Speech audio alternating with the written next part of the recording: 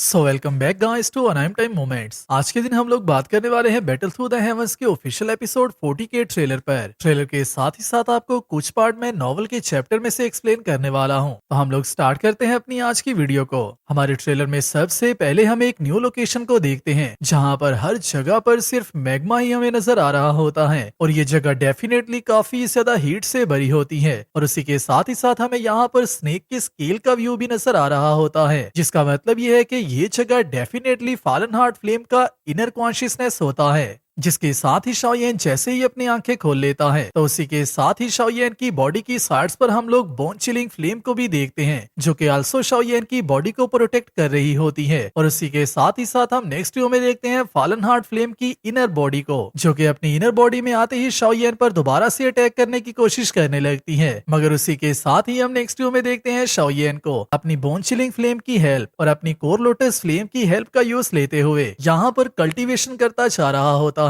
और उसी के साथ ही हम नेक्स्ट व्यू में देखते हैं हेवन स्वेल्विंग पाइथन को, जिसकी आईज में रेड कलर का ग्लो देखकर ये बात साफ नजर आ रही होती है कि हेवनली स्वेल्विंग पाइथन की पावर काफी ज्यादा डाउन जा चुकी होती है। और उसी के साथ ही नेक्स्ट व्यू में हमें उसकी बॉडी में से क्वीन मेड्यूसा भी बाहर नजर आ जाती है, जो कि जैसे ही स्नेक की बॉडी से ट्रांसफॉर्म होकर अपनी बॉडी में वापस आती है तो यहाँ पर मौजूद काफी ज्यादा इंटेंस हीट की वजह से क्वीन की बॉडी से उसका सूट रिमूव होना भी स्टार्ट हो जाता है। मगर जैसे ही क्वीन मेड्यूसा भी फॉलन हार्ट फ्लेम के इनर कॉन्शियसनेस में आती है तो उसी के साथ ही फॉलन हार्ट फ्लेम इसे भी अब्सॉर्ब करने की कोशिश करने लगती है और इसे डाइजेस्ट करने के लिए इस पर भी अटैक करने लगती है, जिसको कि क्वीन मेड्यूसा कुछ देर के लिए होल्ड कर लेती है। मगर उसी के साथ ही क्वीन मेड्यूसा की बॉडी भी काफी ज्यादा एग्जॉस्ट हो रही होती है और उसकी पावर भी काफी ज्यादा कम होती जा रही होती है। और उसी के साथ ही साथ शाओयेन की पावर भी काफी ज्यादा कम हो रही होती है और एग्जॉस्शन की वजह से शाओयेन इवन के बेहोश होने की हालत तक आ चुका होता है। जिसके साथ ही हमारा ट्रेलर यहाँ पर कंप्लीट होता है और अभी के लिए हम लोग नॉवल पर बात करने वाले हैं। तो जैसे ही शाओयेन अपनी आंखें खोलता है और अपनी साइड्स पर हर जगह पर लावा को देखता है तो शाओयेन को बेहोश होने की वजह से कुछ बात भी समझ नहीं आ रही होती कि आखिरकार शाओयेन इस जगह पर किस तरह से पहुंचा है। और काफी ज्यादा देर रिमेम्बर करने के बाद आखिरकार शाओयेन को सब याद आने लगता है कि शाओयेन को तो फॉलन हार्ट फ्लेम ने खा लिया था। मगर उसी के साथ ही शाओयेन कहता है आखिरकार मैं इस जगह पर कैसे पहुंचा हूँ। जिसके साथ ही शाओयेन की बॉडी से मास्टर की आवाज आती है, जो कि उसे बताते हैं ये ऐसी जगह है जहां पर फॉलन हार्ट फ्लेम बॉर्न हुई थी और इसे फॉलन हार्ट फ्लेम का इनर वर्ल्ड भी कहा जा सकता है। मगर मास्टर की आवाज यहाँ पर काफी ज्यादा वीक होती है, जो सुनते ही शाओयेन मास्टर से कहता है आखिरकार आप कैसे हैं, क्या आप ठीक हैं। उसी के साथ ही मास्टर शाओयेन को बताते हैं मैंने काफी ज्यादा टाइम के लिए इसे इंडोर करने की कोशिश की है शाओयेन, इस जगह पर आए हुए और तुम्हें बेहोश पड़े हुए कम से कम हाफ मंथ से ज्यादा का टाइम हो चुका है, जिसका मतलब यह है कि तुम फॉलन हार्ट फ्लेम के इनर वर्ल्ड में हाफ मंथ से ज्यादा टाइम रह चुके हो और उस टाइम से लेकर अभी तक मैं तुम्हारी बॉडी को फॉलन हार्ट फ्लेम से प्रोटेक्ट कर रहा था। मगर उस टाइम से लेकर अभी तक फॉलन हार्ट फ्लेम तुम्हें डाइजेस्ट करने की कोशिश कर रही थी और तुम्हारी सारी पावर को ऑब्जॉर्ब करने की कोशिश कर रही थी, मगर शायद से तुम्हारी ग्रीन लोटस कोर फ्लेम भी उसे रेजिस्ट करती जा रही थी। उसी के साथ ही साथ मैं अपनी बोन चिलिंग फ्लेम का यूज करते हुए इस सारा टाइम तुम्हें प्रोटेक्ट कर रहा था, मगर इस सब को करने में मेरी अपनी काफी ज्यादा एनर्जी एग्जॉस्ट हो चुकी है, जिसकी वजह से मुझे ऐसा नहीं लगता कि मैं ज्यादा टाइम तुम्हें प्रोटेक्ट कर पाऊंगा। और जैसे ही मेरी सारी पावर खत्म हो जाएगी उसके बाद तुम्हें सिर्फ अपनी पावर पर ही रिलाई करना होगा। जो सुनते ही शाओयेन काफी ज्यादा शॉक हो जाता है, क्योंकि शाओयेन को इस बात का बिलीव ही नहीं हो रहा होता कि आखिरकार फॉलन हार्ट फ्लेम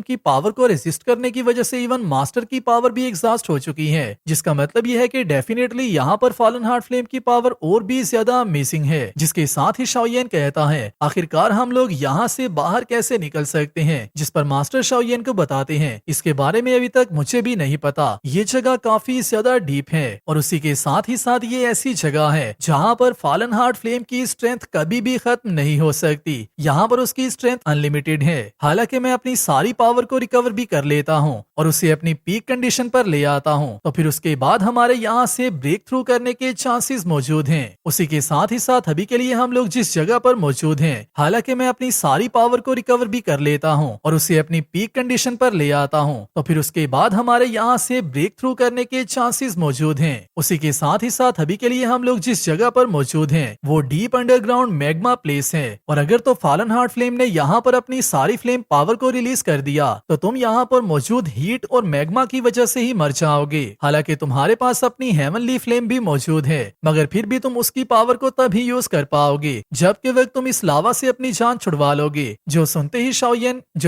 शाओयन के माइंड में काफी ज्यादा क्वेश्चन आने लगते हैं, जिसके साथ ही शाओयन मास्टर से कहता है तो क्या इसका मतलब ये है कि हम लोग यहाँ पर सिर्फ मरने का इंतजार करते रहें? मैं यहाँ पर नहीं मर सकता। जिसके साथ ही मास्टर शाओयन से कहते हैं लिटिल फेलो, तुम हमेशा से ही ऐसे रहे हो, चाहे तुम्हारे सामने कितनी भी बड़ी मुश्किल क्यों ना हो तुम उसका सामना करने के लिए तैयार हो जाते हो। अगर तो ऐसी बात है, अगर तो तुम फॉलन हार्ट फ्लेम के साथ बैक फाइट करना चाहते हो तो फिर मुझे चाहे अपनी पावर को ही रिस्क क्यों ना करना पड़े, मैं उसका यूज करते हुए भी तुम्हारी हेल्प करने के लिए तैयार हूँ। जिसके साथ ही मास्टर शाओयन को दोबारा से बताते हैं तुम्हें सबसे पहले तो ये बात याद रखना होगी कि मेरी बोन चिलिंग फ्लेम ज्यादा से ज्यादा 3 दिन तक फॉलन हार्ट फ्लेम को रेजिस्ट कर सकती है। 3 दिन के बाद मैं अपनी सारी स्पिरिचुअल स्ट्रेंथ को तुम्हारी बॉडी में ट्रांसफर कर दूंगा, जिसके बाद मैं तो दोबारा से काफी देर के लिए स्लीप स्टेट में चला जाऊंगा, क्योंकि तब तक मेरी सारी स्पिरिचुअल स्ट्रेंथ ही एग्जॉस्ट हो चुकी होगी। मगर उसके बाद तुम्हें सिर्फ अपनी पावर पर रिलाई करना होगा।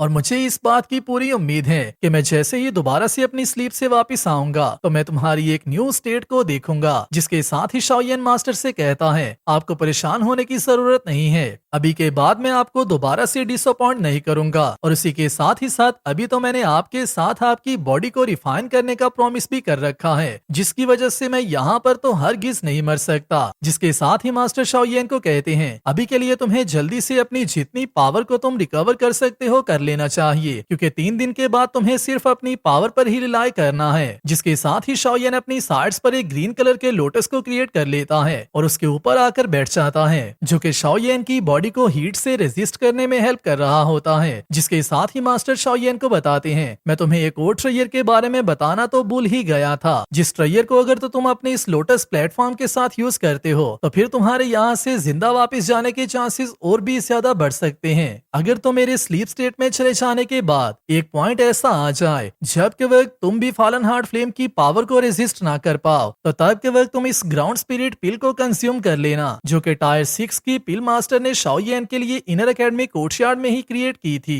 जिसके साथ ही मास्टर शाओयन को कहते हैं इस पिल की वजह से तुम फॉलन हार्ट फ्लेम की पावर को थोड़े और टाइम के लिए रेजिस्ट कर पाओगे। हालांकि इस पिल का यूज करते हुए तुम्हें फॉलन हार्ट फ्लेम की बॉडी को रिफाइन करना था और उसे एब्जॉर्ब करना था, मगर अगर अभी की सिचुएशन को देखकर कहा जाए तो इस बात में कोई भी कंफर्मेशन मौजूद नहीं है कि तुम फॉलन हार्ट फ्लेम को पहले रिफाइन कर लेते हो या फिर फॉलन हार्ट फ्लेम तुम्हें पहले रिफाइन कर लेती है। अभी के लिए तुम एक ऐसे कैटास्ट्रॉफ में फंस चुके हो और एक ऐसे इवेंट में आ चुके हो जिससे तुम्हें हर हाल में ही गुजरना होगा। मगर अगर तो तुम इस इशू का सामना कर लेते हो और इसे डील कर लेते हो तो फिर उसके बाद तुम एक ऐसी स्टेट में चले जाओगे जहां पर तुम आल्सो हमारे कॉन्टिनेंट में मौजूद स्ट्रांग लोगों की लिस्ट में आ जाओगे और आल्सो तुम एक स्ट्रांग पर्सन बन जाओगे, जिसके साथ ही टाइम पास होना स्टार्ट हो जाता है। और उसी के साथ ही हम आते हैं इनर एकेडमी कोर्टयार्ड के व्यू पर, जहां पर शाओयन के जाने के बाद पेन गेट की हालत काफी ज्यादा खराब होने से बड़ी मुश्किल से बची होती है, क्योंकि जियान ने पेंस गेट को ज्वाइन करने का ऐलान कर दिया होता है। जिसका मतलब यह है कि अगर इनकी एकेडमी का टॉप पावरफुल पर्सन अगर वो ही पेंस गेट को ज्वाइन कर लेता है तो फिर शाओयन के जाने की वजह से जितना भी लॉस पेंस गेट को हुआ था उसे कुछ हद तक रिकवर किया जा सकता है। जिसके साथ ही मैं इस वीडियो को यहीं पर कंप्लीट कर रहा हूँ। वीडियो अच्छी लगी है तो वीडियो को लाइक कर दो और नेक्स्ट आने वाली वीडियो के लिए चैनल को सब्सक्राइब लाजमी कर लेना। मैं मिलता हूँ आप सबसे नेक्स्ट वीडियो में, तब तक अपना और अपने प्यारों का ख्याल रखियो।